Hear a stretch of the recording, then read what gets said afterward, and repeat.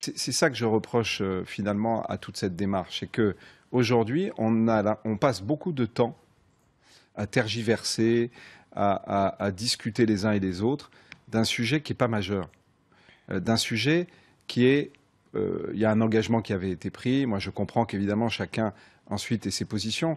Je pense que le fait que ce soit dans la Constitution, avec notamment la décision qui a été prise par le gouvernement de ne pas faire référence à l'apatridie, c'est finalement presque une protection plus forte que le Code civil tel qu'il existe aujourd'hui.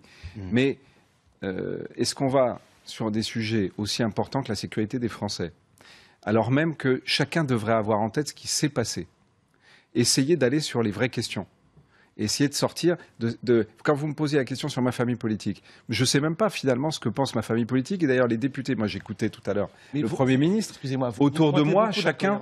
Vous pointez beaucoup d'incohérences, mais oui, vous allez quand même voter pour. Non, je pointe des incohérences dans le débat, dans la gesticulation.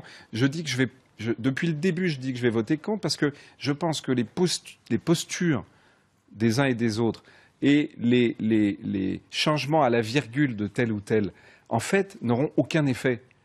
Le vrai sujet, c'est est-ce que oui ou non on le prévoit pour les terroristes. Depuis le début, je dis que j'y suis favorable.